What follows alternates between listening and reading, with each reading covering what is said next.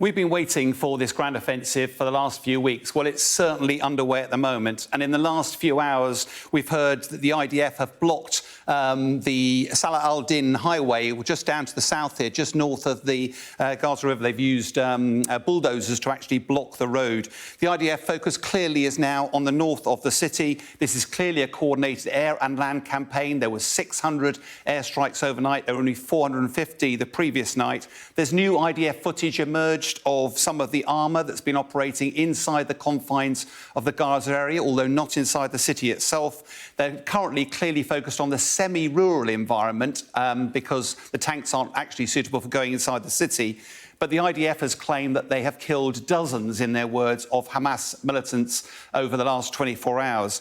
But the air campaign and the artillery campaign have been taking their toll, particularly near the Al-Quds hospital. Now, if you recall, the IDF had said to the hospital and their staff and the patients to clear out.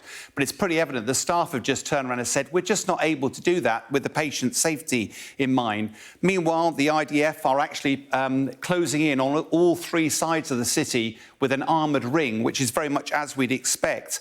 We might have expected the airstrikes to have diminished somewhat over the last couple of days, particularly with the Israeli forces on the ground. However, that's almost certainly not the case, because the Israelis going in has prompted Hamas to start their movements. That creates a lot of comms traffic and potentially a lot more traffic for the Israeli Air Force to target. Also, the Israeli forces on the ground will need close air support. Every now and again, Hamas fighters will be hunkered into a building.